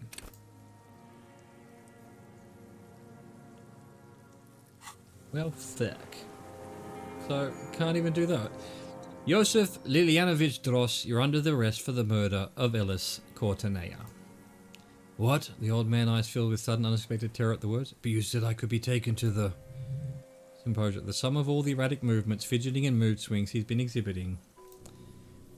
The wind picks up. The silence on the water is broken all around you. Little shivers of waves appear. The lieutenant continues, like an incantation. Your wayfarer rights have been suspended. Information provided to the officers on the scene will be used against you by the prosecution. You will be given legal counsel within 1 week and must fet court within 44 days. Do you understand? Ellipsis. Do you understand? But, Kim, he's afraid. No, I don't want you. I have to stay here. He looks at the reeds, eyes submerged in growing terror. Sight. He's sweating. Beads are forming on his forehead. Your confirmation is not required, sir. The lieutenant turns to you. Now onto the boat. 42% hearing. First say, does it have room for 3? Does it have room for 3? Not really, he shakes his head. We could escort him to the pier, then either one of us can take him inland while the other stays here, but... Logic. But then who watches him while you're coming back here? Who watches him there while I come back for you? You come back for me? How about I go and send a boat back for you? What is this farce? He looks around with strange desperation. This is a fucking farce. I can't... Lillian, you could ask her maybe. Maybe I can just ask that netpicker to watch him. This is no harmless old man, the lieutenant shakes his head. This fucking world, he stares at something, who knows what, in the dust. This world, what is this? Conceptualization. Below the confusion and rage, a fit of jamais vu like yours, the thought passes, more pressing matters take its place. Hearing. No, listen. Listen now.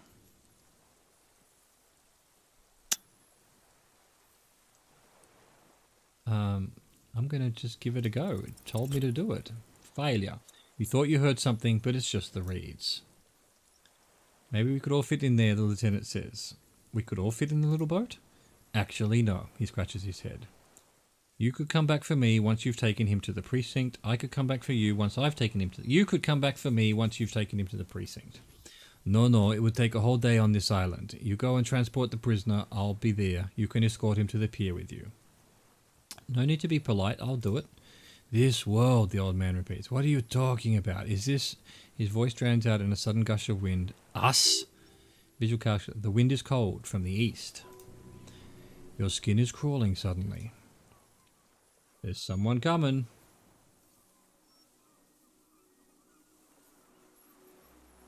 It's the Phasmid!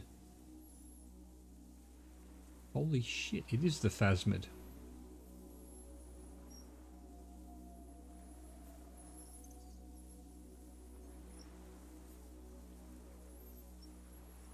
Has that been there the whole time? Insulindian Phasmid. A delicate tangle of arms and legs unfolds from the reeds, limb by limb, to then just stand there, moving its scythe-like arms in ghostly silence. Blink. It's still there, an unfolding mechanism of reed-like chitin, hovering in place. What is that? Point to it. The old man looks at the reeds, then at you. What are you talking about? The giant is stick insect. He looks confused. There's nothing there. The stick insect is over 3 meters tall. It looks straight at you with its tiny pinpricked eyes and its grotesquely small head. There is. I see it. Tell me what you see, damn it. I can't make out one small thing in the reeds. Kim, can you see it? I can see it. Good on you, Kim. Volition. 4 simple words. Thank God. If he can see it, then you're not insane. But that means... It's really there, spinning slowly in absolute silence, its limbs long and slender. Inspect the Phasmid. Be very, very careful, the lieutenant whispers, then takes a step forward towards the giant arthropod. What the actual fuck? Approach the insect first. Go to it carefully. It may be dangerous. Approach it. Get close to it. Okay.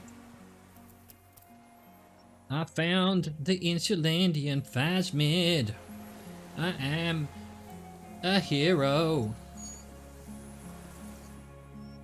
The creature stands on long stilt-like legs, antennae hanging from its head like a woman's hair. White and curled at the tips, it is no more than 5 steps away from you.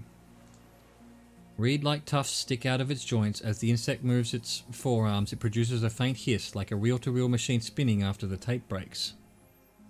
97%. Laid the pheromone on thick. That gave me a +1. Okay. Is this... Say something to it quietly. Something like... Exist. A sudden chirrup fills the air. The walking stick moves its whole body, limbs working independently of each other like the parts of a masterfully constructed machine. Something in its body language has changed, just slightly. I feel like I should just try this straight up. I don't want to whisper. Let's do it. Approach the Phasmid. Electrochemistry. Slowly, with your breath held, you take 2 small steps towards the phasmid. The creature lets out a series of ultrasonic clicks that swarm around your head like swallows. Encyclopedia. The tracheal system on the creature's abdomen expands in front of you to take in and expel air. It's smelling you. Hissing and clicking, it extends its mandible-like antenna to greet you. You're right below it now, looking up at the colossal chitin of its white limbs. The head of the creature is crowned by reeds and its eyes are like small droplets of water. It's smelling me. Raise your hand slowly. Hello, I'm Harry. I don't really know who I am. Okay, Kim, take the picture. Let's see.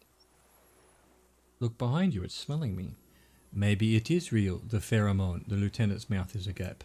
The insect's head is crowned with reed-like scales, the shape of seed heads. They rustle as the air moves. The ventricles at its abdomen continue to expanding like lunglets. Electrochemistry. Breathing in your sour, greasy semiochemicals on the breeze. Raise your hand slowly. The insect stops its stridulation, seeming to observe you. Below its crown of reeds, little pinprick eyes detect motion, glittering. The world stands still around you. Hearing. Suddenly, there is silence. Raise the other hand too. As you do, the invertebrate comes to life, its limbs moving independent of each other as if each has a mind of its own. They are white like stalks of porcelain, knitting above you. Praying to you. That's right, pray. That's right, pray. Unwittingly, the insect continues its stridulations. As it moves, tuft-like structures still pretending to be plants rustle along its joints. Whisper. Okay, Kim, take the picture. Okay, with a slow ring of metal, the lieutenant slides the lens open and raises it to eye level. There is no change in the insect's motion while it's being aimed by the camera. It remains fixated on you. In 3, the lieutenant whispers, his voice is tense. If it moves, you jump back, I'll shoot. Here we go. 3, 2, 1. The phasmid! The shrill flash of the camera cuts the air like a blade of a sword. The phasmid freezes in the bright light, head turned towards the lieutenant. Hypnotized by the flash, it stands, frozen, before you. Shivers. The sweat on your arms feel cold as ice, as if you're frozen as well, in the shadow of this giant statue of chitinous marble. I got it, you hear the lieutenant whisper as the creature's shape develops onto photo paper in his hand. A polychrome ghost of white streaks against the reeds in the sky, and you as a shadow before it. Immortalized. Slowly, reach out and touch the creature's whisker. The antennae hang from a great height. With your hand shaking, you barely touch the tip of the left whisker. On contact, the chitin curls into a spiral like the tip of a poison ivy. Its touch on your fingertips feels cold, ticklish. Interfacing. It is surprisingly delicate. The curly end of the whisker, like a young vine. It's even a bit wet. Be careful, detective. It's moving. Look at your finger. You were right. It glistens with some kind of moisture. The creature in front of you stays frozen. Lick your finger? I have to. That's just totally crazy. Lick your finger. It tastes like sugar. Very faint. The arthropod towers above you, tufts of reeds pointing from limb and head alike. Taste. Odorless, mostly comprised of water. Carefully pet its scythe-like forearm. The limb before you is incredibly light, like eggshell. It's much lighter than a reed. You feel a soft push could tip the creature over, its hollow exoskeleton collapsing. Reaction speed. Warning. Warning. Pull your hand away. A sudden shiver passes the limb. Looks like the creature is awakening wave by wave from its stupor. Visual calculus. Some sort of countdown process is happening. That's all you have time to think. We got it. Back off. Another shudder pulses through the creature's limbs. It jolts back to life, like a record continuing where it left off, in a swaying, praying motion. Even the small black pearls of its eyes do not stray from you. Hello, I'm Harry. I don't really know who I am. No reply. A total ancient silence comes from its mouth, along with what appears to be some kind of foam. The stridulations of its limbs continue all around you. Stand on your tiptoes and look more closely. You are right. Little bubbles form on the mouth parts of the creatures. On its segmented lower lip, it looks to be foaming slowly. The foam is white, then yellowish. Kim, it's foaming. Careful, it may be poisonous. The lieutenant watches you apprehensively. The foam slowly turns a darker shade, like burnt caramel, as the insect moves its mouth parts, masticating. The little bubbles begin to burst one by one. Tell me, what are you doing? Did not give up on phasmid, tasted it, knows of parthenogenesis. I exist. I am a detective. Is this a dream? What's happening? What exactly are you? I exist too. Tell me what it's like for you. Fire burning. It's wonderbar. I'm ill. If I tell you what will happen, then I will tell you what it's like for me. I'm ill. What is your illness? I'm ill in my head. I'm insane. That's how it is for me. I am not. There isn't even a central nervous system in my head. Only mouthparts for eating wetland plants. Now I will tell you how it is for me. For me it is a series of half-lit images, a kind of darkness, being intruded upon, transient, dim, moist. Intruded upon by what? Shapes of plants and animals and internal sensations. A swarm of sounds, tiny vibrations on the inside of my forearms. All speak of complexities totally beyond my understanding. I am at the end of a narrow funnel, weightless, so light it only feels like something to be me. In truth, perhaps I am nothing. I certainly do not have a soul, and if I did, it would never ache. The fuck is happening to me right now? I don't know, you're just a shadow for me, far away, faintly transmitting, but for a curious smell. You're the type of animal I would like to be. Are you sure? No, I'm not. Why are you asking? Sometimes when molting, I regrow a lost limb. One time something went wrong and a small leg replaced a missing antenna. That's cool. No, the leg tried to move around independently, making it hard to walk. You don't have a foot there now. Yes, thankfully someone ate it. The next time I molted, I grew an antenna again. I am a detective. So am I. I was born to detect sucrose rewards and semiochemicals. What are you born to detect? The killer. He is in a bad state, deteriorating fast now. He thinks I am beneficial to him, but I am not. I only quicken his deterioration. You're destroying him? Very slowly, and only because he won't go away. It is meant to keep them from noticing me, to interfere with the pictures in their heads, but he has looked at me too long, and I am destroying him. Ah, interesting. Is this a dream? What is happening? No, you are awake. I am real. Light is forming me. This is real. Where does this come from, all this, around us, the world? Not even the birds know that, not even the water lilies. We need to know, perhaps it's sent to us by a god. Then all we can do is beat our fists against it day after day with no answer. You can also eat it. If it's a leaf, you can put it in your mouth, yum yum, or a reed. Reaction speed. Wait, so you look like a reed and you eat reeds? Yes, they don't mind. Have you accidentally eaten another reed, Phasbid? Yes, I once cloned myself and ate the little ones. It was winter and I woke up at the wrong time. It was an accident. What exactly are you? I am an unknown species of the order Phantasmodia, endemic to the Insulindian Isola. For the last 350 years I have hidden in plain sight, masquerading as the reeds, moulding, cloning myself, unfolding at night to play with trash bins and buoys. I went unnoticed by the first settlers and the land surveyors of the suzerain, also by the soldiers of the revolution and the officials of the occupation. Even the Seminoles Islanders who came here first but did not stay have not seen me. I have stayed hidden through 4 forms of government and 2 scientific revolutions until I was accidentally discovered by a detective of the Citizens Militia in Revachol district of Martinez, March 51. That's insane. No, you are. The moral of our encounter is, I am a relatively medium life form, while it is you who are a total extreme madness, a volatile simian nervous system ominously new to the planet. The Pale too came with you. No one remembers it before you. The Snidarians do not, the radially symmetrics do not. There is almost unanimous agreement between the birds and the plants that you are going to destroy us all. Wait, the Pale is human-made? It is a nervous shadow cast into the world by you, eating away at reality, a great unnatural territory. Its advent coincides with the arrival of the human mind. I don't have that kind of power. You are a violent and irrepressible miracle. The vacuum of cosmos and the stars burning in it are afraid of you. Given enough time, you would wipe us all out and replace us with nothing, just by accident. How? We suspect it will be something like the oxygen holocaust that wiped out anaerobic life 2.6 billion years ago when organisms first started breathing, only much worse. Conceptualization. Instead of air, you exhale thoughts. There are no trees that eat thoughts. Worse? How? Everything your eyes touch goes back there, behind the nerve mirror. What if you blink? Are we all still here? Are we still here? Please don't blink. What if you misplace us all one day, or just forget? Blink. Have I always thought this way? But I want to blink and undo 12 billion years of matter expansion. This is the gloaming I've been waiting for ever since I woke up in the hotel room. I've already forgotten the whole world once when I drank too much. I will be extra careful not to blink, stick insect, don't worry. This is the gloaming I've been waiting for ever since I woke up in the hotel room. So it is already happening. One day, one of you will close your eyes and sigh and open them to see that none of this ever existed.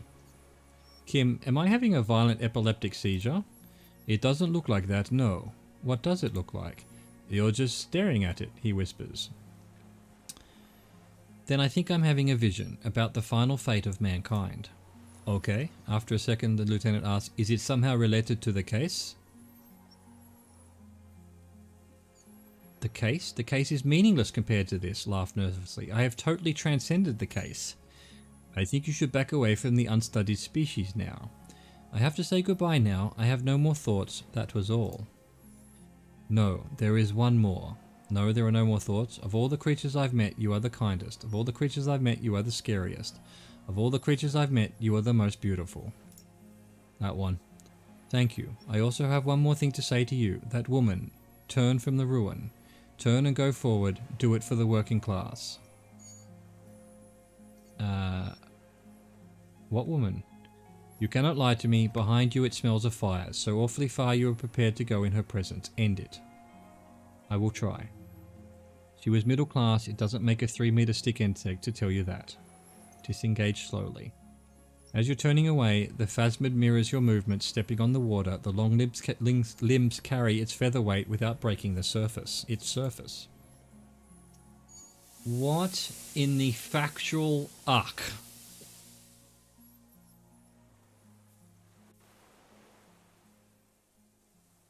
Dude, this game, and just like that it's gone, skating away across the sea's calm mirror like a skipping stone, leaving nothing but circles on the water. Sight, and something under it. In the place it stood, bobbing there among the reeds, a collection of items. It's gone. Lieutenant looks north with his hand raised to his brow. It can walk on water? Apparently yes, like a water strider, only... He shakes his head with amazement. I've never seen anything like that in my life. What's that in the reeds? He squints. Looks like a nest of some sort. We should have a look. What now? What now? The old man behind you repeats suddenly. He's put his hand into the ash. It's dirty and black. Our suspect is not looking so good. We need to check on him. Holy shit! Quick save. Quick save. Just when you think you're going, well, the game can't be that much more long, you know. Here, I found the guy who actually did the murder, but no, now I found the phasmid. What the fudge? These are separate. Okay, what's this one? Evidence. Clagier's passport. You direct, but inspect the item. Okay. Clagier's passport, huh? This well-travelled passport with visa stamped in it is issued by the Republic of Oranje. You found it in the phasmid's nest on the island. You can open it for more details. This passport issued to a black-haired woman called Katarzyna Alassier. Katarzyna Alassier. God, so hard. Clagier's hidden documents. The lieutenant looks at you in your hands. From the empty boy. Look at the photo. It's Clagier with short black hair and glasses. She looks boyish, younger somehow. What was this doing in the phasmid's nest? Maybe our man Mr. Dross took it from Clagier's, or whatever her name was, hiding place, or perhaps for some blackmailing plan. I think the phasmid took it. The phasmid took it, and I sensed it do so. I saw something open the boy with spindly legs. Point to your head.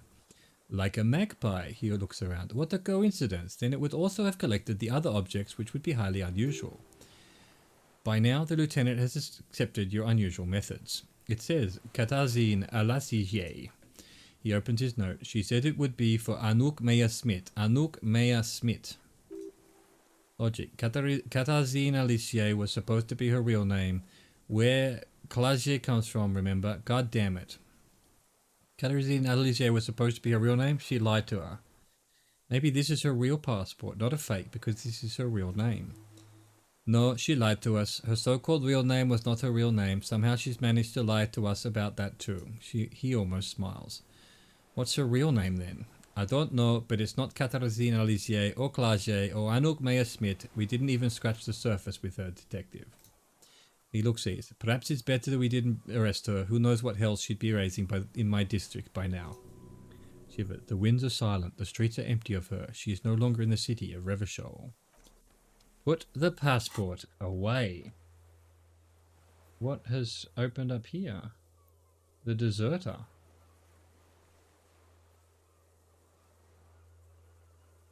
Okay, so we opened up another white check. What's in the box? There's the helmet. Okay. And the rifle scope. What are these things? Half-light suggestion. Encyclopedia. Common 30mm sniper scope attachable to almost any bolt action 4.46 caliber. It used an older style non-dotted range-firing reticle. Seaweed is still stuck on the lens and it suffered water damage from the time of the Phasmid dowry. Alright, go back to talk to this dude. Are you still alive? Did you see the Phasmid? What do you want from me? I can't go. Composure. Something is very wrong with him now. So how could you not see the Phasmid? See? He stares at the reeds and falls silent. Mr. Dross? The man does not respond. He keeps staring, black eyes glazed over and bulging from their sockets, his gap-toothed mouth shaking. Touch his shoulder gently. The plastic cape feels coarse, a light shiver passes the man, other than that, no reaction. He feels small and frail. He's going into some kind of psychomotor immobility, the lieutenant inspects him gently. The good news is this solves our transportation problem, doesn't it, Mr. Dross? The trembling mouth appears to sigh. Between this and the broken tire he's used for a boat, I think it's safe to leave him here while we go and get help. It will need to be medical first, I'm afraid. What has happened to this man? Old age and shock, he looks at him, then you. I think it's the Phasmid. Yes, the arrest and the appearance of the Phasmid, the combined stress, he looks at you. But you think it's something more than that, don't you? He couldn't see it, Kim. It's just the reads for him. Could there be something hormonal in his relationship to the Phasmid? I talked to the Phasmid. It said it's destroying him. You should be more careful, detective. Are you sure it wasn't having an effect on you? Maybe. Anyway, it's only trying to remain unseen. The degradation is a side effect. A valid hunch. Long-term exposure to something like that could be neurodegenerative. Also, please be careful when approaching unknown species in the future, detective. He couldn't see it, Kim. It's just the reads for him. That could be part of the shock, but you're right. Something is off here, Mr. Dross. He touches the man's shoulder. No response. Maybe this is how the Phasmid has stayed hidden all these years. Then how did we see it? He thinks. Oh, you mean whatever does this, does it over time. Teenagers, kids, drunks, sightings are brief, and hence not credible. But anyone who spends a long time with it, yes, you forget it's there. The lieutenant inspects the man. Mr. Dross, have you ever seen a stick insect pretending to be the reeds? The old man stutters. The doctors will have to look at this. I hope your station has better medical personnel than 57. This is a little advanced for a nurse. Could it be there's something hormonal in his relationship to the Phasmid? You mean pheromonal? He seemed a little off for a man his age. Randy. The scope, knowing of her bruises, his disposition towards Miss Orange, he nods. I see what you mean. He's been here for a long time. Who knows how much of it is in its company? He did seem distressed when it finally came to arresting him, like he didn't want to leave this place, and the insect maybe. He looks at his notebook. I have absolutely forgotten to take notes. I hope I remember all of this. He shakes his head in disbelief. It will be one hell of a report. Thank God we have the photo. Drama. No one would believe you without it. We found some things in the Phasmid's nest, Mr. Dross. He stares into the reeds. Your words don't stir anything in him. Perhaps you should show him the ceramic helmet, show him the Oranjesi passport, show him the detached scope. Show him the Oranjesi passport. No reaction. His breathing is slow and he appears very old all of a sudden, around 80. Composure. This is an old man at last. No longer a tin soldier, but the broken down remnants of a man. Did you take this passport and other papers from a buoy on the coast? He blinks and continues to stare at the reeds. The spirit. He hears us, the spirit? No reply. He's gone again. Show him the ceramic helmet. Nothing, just dull staring, not even rage left wherever he is. If Gunnar kicked it into the sea, as he said he did, the ebb would pull it back here. It makes sense. Mr. Dross could have picked it up, or the phasmid even. If it did, this is incredible. Show him the detached scope. He turns his eye to it. I lost. You lost it, Mr. Dross? He turns his eyes to the reeds again, as he's done so many times, beige and white stripes. He lost the scope, then it somehow made its way over there, with the help of a magpie phasmid. The lieutenant observes the lens sparkle in your hand. This sight is a T9, Mr. Dross. Was it attached to the rifle when you made the shot? Silence, not even a sigh. I'm going to let you rest now, Mr. Dross. The plastic cape flaps around his face in a gust of wind, his back is slouched and his mouth open. The blacks of his eyes are receding, his pupils are returning to normal. Hang tight. We should think about getting back to the mainland to get help. He'll be safe here if we don't take too long. Right, well, again, I thought maybe another couple of hours would finish this, but no, we need to go back. I feel like it's possible we'll just go back and that'll be the end. Or we'll need to talk to, like, Everard about this guy having killed his predecessor, and maybe talk to the station about things, and also the zoologist, the cryptozoologist perhaps. So we're taking a bit of a risk. It could all just finish in the next 10 minutes, and we could have just finished it today, or tomorrow's stream is just going to be 10 minutes long. So we'll see. If that's the case, we'll play something else. So, but today we've done 2 hours. No point going any further. We've got a nice little fucking story told there with we found out who killed the guy and why, and we found the motherfucking phasmid. My God. So I hope you enjoyed that. Thank you for watching. I'll catch you next time. Au revoir. Or goodbye.